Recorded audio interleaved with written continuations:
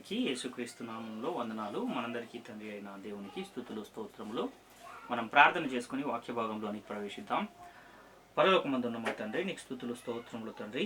జీవాధిపతి, జీవము గల దేవ, ఇదిగో తండ్రి, మా అందరి జీవితాల్లో మరొక శ్రేష్టమైన దినాన్ని ఇచ్చారు. మీకు స్తుతులు స్తోత్రములు. ఇదిగో తండ్రి, పరిశుద్ధ గ్రంథము నుండి మేము మరి ఒక అంశమును పరిశీలించి చూడగా ఆత్మ సంబంధమైన సంగతులతోనే సరిపోల్చుకొని సర్వసత్యమును తండ్రి ఉన్నట్టుగా గ్రహించి వాక్యానుసారముగా ఈ భూమి మీద జీవించి నీవున్న మహాలోకానికి మేమును మాతో అనేకులను తండ్రి తీసుకుని వచ్చే కృపాభాగ్యమును దయచేయమని మా ప్రభువును రక్షకుడును ఆయన యేసుక్రీస్తు వారి అతి శ్రేష్టమైన నామంలో అడిగి స్తుతించి వేడుకొనుచున్నాము తండ్రి, ఆమెన్. ప్రియమైన దేవుని వారలారా, మనము ఈరోజు ఒక ప్రత్యేకమైన అంశాన్ని పరిశీలన చేద్దాం. అదేంటంటే, బైబిల్ గ్రంథంలో బైబిల్ అనే పదము వ్రాయబడి ఉందా లేదా అన్న అంశాన్ని పరిశీలిద్దాం. అయితే మొట్టమొదట మనం గమనించినట్లయితే ఈ పరిశుద్ధ గ్రంథము అనేది రెండు భాగాలుగా వ్రాయబడి ఉంది. ఒకటేమో పాత నిబంధన గ్రంథము, ఇంకొకటి క్రొత్త నిబంధన గ్రంథం. అయితే ఈ పాత నిబంధన గ్రంథమేమో హెబ్రీ భాషలో వ్రాయబడితే, క్రొత్త నిబంధన గ్రంథమేమో గ్రీకు భాషలో వ్రాయబడినట్టుగా మనకు పరిశుద్ధ గ్రంథంలోని మొదటి పేజీలోనే ఆ ఇన్ఫర్మేషన్ మనకు కనబడుతుంది. అయితే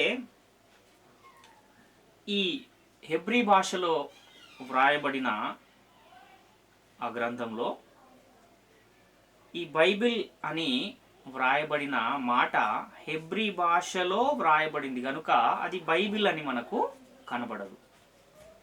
అదేవిధంగా గ్రీకు భాషలో వ్రాసినప్పుడు ఆ బైబిల్ అనే ఆ మాటకు డైరెక్ట్గా బైబిల్ అని కనబడకపోయినా ఆ బైబిల్ అనే అర్థం వచ్చేటట్టుగానే ఉన్న పదము మనకు కనబడుతుంది.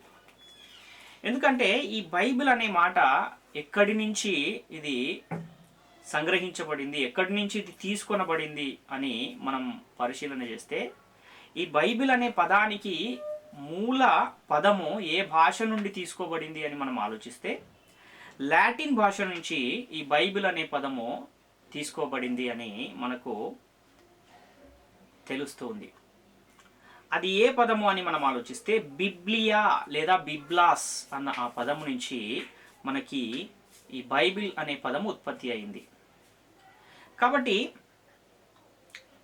ఈ బిబ్లియా లేదా బిబ్లాస్ అన్న ఆ పదము ఎక్కడెక్కడైతే వాడబడిందో అక్కడ ప్రతి చోట కూడా బైబిల్ అనే పదమే ఉన్నట్టుగా మనం దాన్ని గ్రహించవలసిన వారమై ఉన్నాం.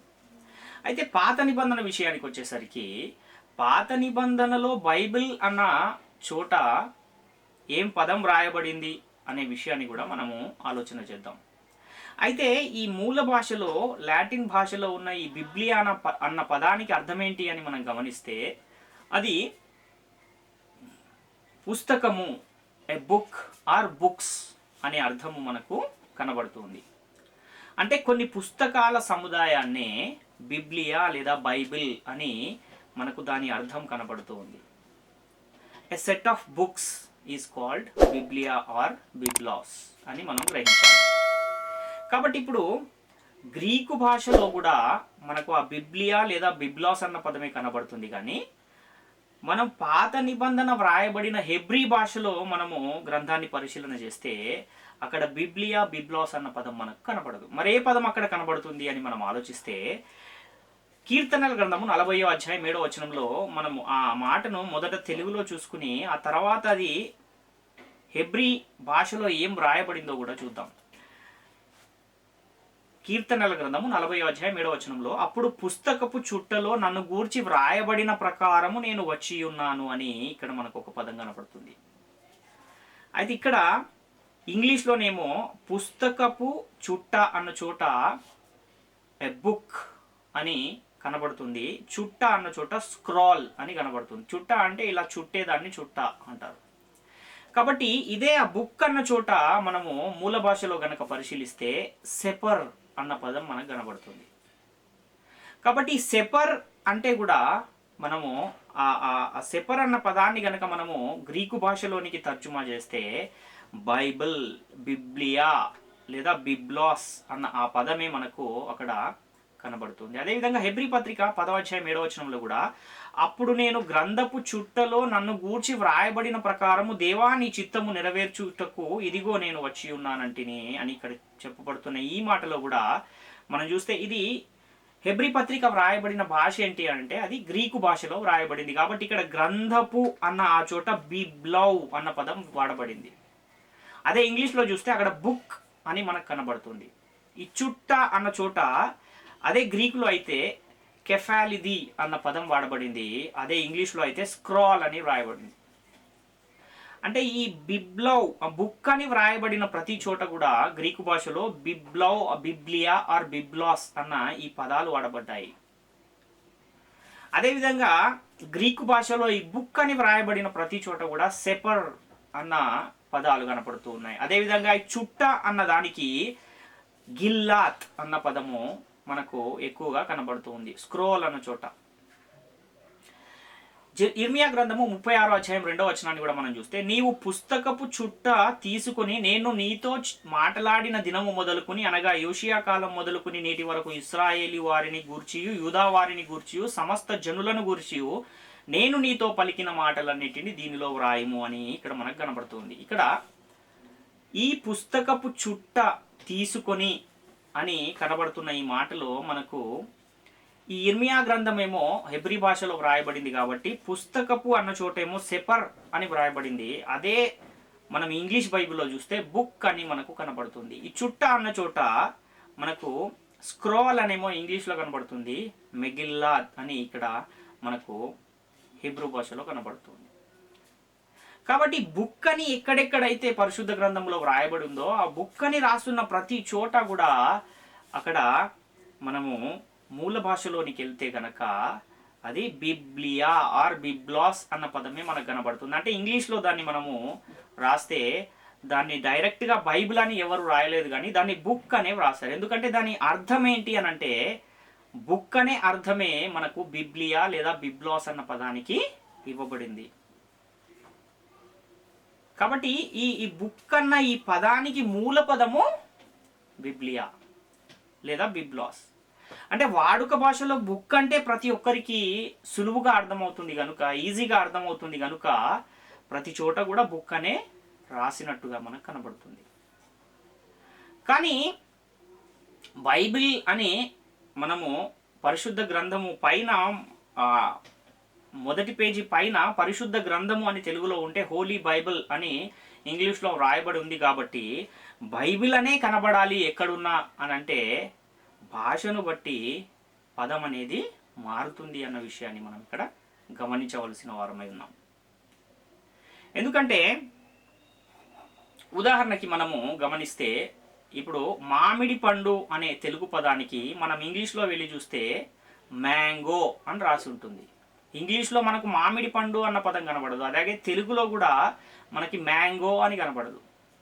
అదేవిధంగా హెబ్రీ భాషలో సెపర్ అన్న, గ్రీకు భాషలో బిబ్లాస్ బిబ్లియా అన్న, బిబ్లో అన్న, ఇంగ్లీష్లో ద బుక్ అన్న బైబిల్ అన్న అర్థమే వస్తుంది అన్న విషయాన్ని మనం గమనించాలి. ఇది చాలా మనసు పెట్టి చదివితే అర్థమయ్యే విషయం. అదేవిధంగా ఇంకా కొన్ని లేఖనాలు కూడా మనం చూస్తే ఇర్మియా గ్రంథం 36:13లో కూడా బారూకు ప్రజలందరికీ వినబడినట్లు ఆ పుస్తకములో నుండి చదివి వినిపించిన మాటలన్నింటినీ మీకాయా వారికి తెలియజెప్పగా అంటున్నాడు. ఇక్కడ పుస్తకములో అన్న చోట సెపర్ అన్న పదమే వాడబడింది. అదే ఇంగ్లీష్లో చూస్తే ద బుక్ అని మనకు కనబడుతూ ఉంది. అదేవిధంగా 2వ తిమోతి పత్రిక 4వ అధ్యాయం 12-13 వచనాలు చూస్తే నీవు వచ్చినప్పుడు నేను త్రోయలో కూర్పునొద్ద ఉంచి వచ్చిన అంగీని, పుస్తకములను, ముఖ్యముగా చర్మపు కాగితములను తీసుకుని రమ్ము అని ఇక్కడ పౌలు గారు తిమోతికి పత్రిక రాస్తూ చెబుతున్నారు. అక్కడ పుస్తకములను అన్న చోట గ్రీకు భాషలో వెళ్తే బిబ్లియా అన్న పదమే వాడబడింది డైరెక్ట్గా. అదే ఇంగ్లీష్లో చూస్తే బుక్స్ అని వ్రాశారు.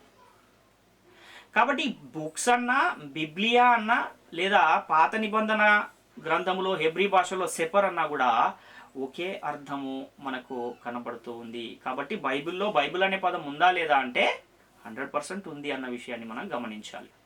అదేవిధంగా రెండవ రాజుల గ్రంథం 22వ అధ్యాయం 11వ వచనాన్ని కూడా మనం చూస్తే, రాజు ధర్మశాస్త్రము గల ఆ గ్రంథపు మాటలు వినినప్పుడు తన బట్టలు చింపుకొనెను అన్నాడు.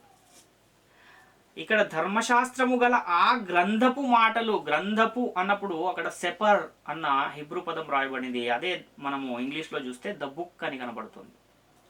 ఈ విధంగా ఎన్ని మనము లేఖనాలను పరిశీలించినా కూడా బుక్ అని ఎక్కడెక్కడైతే వ్రాయబడి ఉందో ఆ ప్రతి చోట కూడా మనకు హిబ్రూ భాషలో అయితే సెపర్ అని కనబడుతుంది, అదే ఇంగ్లీష్లో అయితే బుక్ అని కనబడుతుంది. అదే మీరు ఇదే పాత నిబంధన గ్రంథాన్ని గ్రీకు భాషలో వ్రాయబడింది కనుక మనకు దొరికితే అందులో ప్రతి చోట కూడా బిబ్లౌ, బిబ్లియా, బిబ్లాస్ అన్న పదాలే మనకు కనబడతాయి. ప్రకటన గ్రంథం 22వ అధ్యాయము 18, 19 వచనాలు కూడా మనం చూస్తే, ఈ గ్రంథమందున్న ప్రవచన వాక్యములను విను ప్రతి వానికి నేను సాక్ష్యం ఇచ్చున్నది ఏమనగా, ఎవడైనను వీటితో మరి ఏదైనాను కలిపిన ఎడల ఈ గ్రంథములో వ్రాయబడిన తెగుళ్ళు దేవుడు వానికి కలుగజేయును. ఎవడైనను ఈ ప్రవచన గ్రంథమందున్న వాక్యములలో దేదైనను తీసివేసిన ఎడల దేవుడు ఈ గ్రంథములో వ్రాయబడిన జీవ వృక్షములోను పరిశుద్ధ పట్టణంలోను వానికి పాలు లేకుండా చేయును అని ఇక్కడ వ్రాయబడిన ఈ మాటల్లో ఈ గ్రంథములో అన్న ఆ చోట బిబ్లౌ అని వ్రాయబడింది గ్రీకు భాషలో. అదే ఇంగ్లీష్లో చూస్తే ద బుక్ అన్న పదం వాడారు. అదేవిధంగా 19వ వచనంలో కూడా ఈ ప్రవచన గ్రంథమందున్న అన్న ఆ చోట బిబ్లౌ అన్న పదం వ్రాయబడింది. అదే ఇంగ్లీష్లో అయితే ద బుక్ అని వ్రాసారు. కాబట్టి ప్రకటన గ్రంథం 3:5లో కూడా, జయించువాడు అలాగున తెల్లని వస్త్రములు ధరించుకును, జీవగ్రంథములో నుండి అతని పేరు ఎంత మాత్రమును తుడుపు పెట్టక నా తండ్రి ఎదుటను ఆయన దూతల ఎదుటను అతని పేరు ఒప్పుకొందును అని ఇక్కడ ఈ జీవగ్రంథము అని వ్రాసిన చోట బిబ్లౌ అని గ్రీకు భాషలో వ్రాసారు. అదేవిధంగా ఇంగ్లీష్లో అయితే అది బుక్ అన్న పదం మనకు కనబడుతూ ఉంది, తెలుగులో గ్రంథము అని కనబడుతూ ఉంది. ప్రకటన గ్రంథం 5వ అధ్యాయం 1వ వచనంలో కూడా, మరియు లోపటను వెలపటను వ్రాత కలిగి 7 ముద్రలు గట్టిగా వేసి ఉన్న ఒక గ్రంథము సింహాసనమందు ఆసీనుడయుండు అని కుడి చేత చూచితిని అంటున్నాడు. ఇక్కడ కూడా గ్రంథము అన్న చోట బిబ్లియాన్ అని వ్రాయబడింది. అదే ఇంగ్లీష్లో అయితే స్క్రాల్ అని రాశారు. స్క్రాల్ అన్న, బిబ్లియాన్ అన్న, ద బుక్ అన్న, అదే హెబ్రీ భాషలో సెపర్ అన్న ఒకే అర్థాన్ని ఇవన్నీ కూడా తెలియజేస్తూ ఉన్నాయి అన్న విషయాన్ని మనము గమనించాలి. ప్రకటన గ్రంథము 5వ అధ్యాయం 2వ వచనంలో కూడా, మరియు దాని ముద్రలు తీసి ఆ గ్రంథము విప్పుటకు యోగ్యుడైన వాడెవడని బలిష్ఠుడైన ఒక దేవదూత బిగ్గరగా ప్రచురింపగా చూచితిని అంటున్నాడు. ఇక్కడ కూడా ఆ గ్రంథము అన్న చోట బిబ్లియాన్ అని వ్రాయబడింది. అదే ఇంగ్లీష్లో అయితే స్క్రోల్ అన్నమాట మనకు వ్రాయబడి ఉంది. యెషయా గ్రంథం 34వ అధ్యాయం 16వ వచనంలో, యెహోవా గ్రంథమును పరిశీలించి చదువుకొనుడి అన్న ఆ చోట గ్రంథము అనున్న ఆ స్థానంలో హెబ్రీ భాషలో అయితే సెపర్ అన్న పదాన్ని వాడారు. అదేవిధంగా ఇంగ్లీష్లో అయితే బుక్ ఆఫ్ యాహ్వే అనుంది. అంటే యెహోవా గ్రంథము, సెపర్ of Yahweh, the book of Yahweh అని మనకి ఇక్కడ కనబడుతుంది. కాబట్టి ఇప్పుడు బైబిల్ గ్రంథములో బైబిల్ అన్న పదం ఉందా అనంటే ఉంది, కానీ అది భాషను బట్టి వాడబడిన పదము మారింది అన్న విషయాన్ని మనం ఇక్కడ చాలా స్పష్టంగా గమనించువారమై ఉన్నాం. మూల భాషలో బిబ్లియా లేదా బిబ్లాస్ అన్న ఆ పదము నుండి ఆ బైబిల్ అనే పదం తీసుకోబడింది కనుక గ్రీకు భాషలోనైతే బిబ్లియా లేదా బిబ్లాస్ లేదా బిబ్లియాన్ అన్న పదాలు వాడబడ్డాయి. అదేవిధంగా హిబ్రూ భాషలో అయితే సెపర్ అన్న పదం వాడబడింది. అదే తెలుగులో అయితే పుస్తకము, పుస్తకపు చుట్ట, గ్రంథపు చుట్ట, గ్రంథము అన్న ఈ మాటలు వాడబడిన ప్రతి చోట కూడా మనకు బైబిల్ అన్న అర్థాన్ని మనం తీసుకోవాలి తప్ప ఇంకొక అర్థము తీసుకోలేము. కాబట్టి ఈ విషయాన్ని ప్రతి ఒక్కరు కూడా గమనించి గ్రహించి దేవుని కృపకు పాత్రులుగా ఉండాలని మిమ్మల్ని అందరినీ వేడుకొనుచున్నాను. కాబట్టి ఇది చాలా ఆలోచిస్తే అర్థమైపోయే చాలా చిన్న విషయము. భాషాపరమైన అవగాహన ఉంటే, అంటే బైబిల్ గ్రంథం ఏ భాషలో వ్రాయబడింది, ఏ భాషలో నుండి తర్జుమా చేయబడింది అన్న విషయాలు కనుక మనకు కొంచెం ఐడియా ఉంటే ఈ విషయం చాలా సులభంగా అర్థమయ్యే విషయమే. కనుక బైబిల్ గ్రంథములో బైబిల్ అనే పదం రాయబడి ఉందా లేదా అంటే 100% రాయబడి ఉంది అన్న విషయాన్ని మనము గమనించవచ్చు, గ్రహించవచ్చు. కాబట్టి ప్రతి ఒక్కరికి కూడా దేవుని కృపకు పాత్రులుగా ఉండాలని మిమ్మల్ని వేడుకొనుచు నా మాటలు ముగిస్తున్నాను. అందరికీ వందనాలు.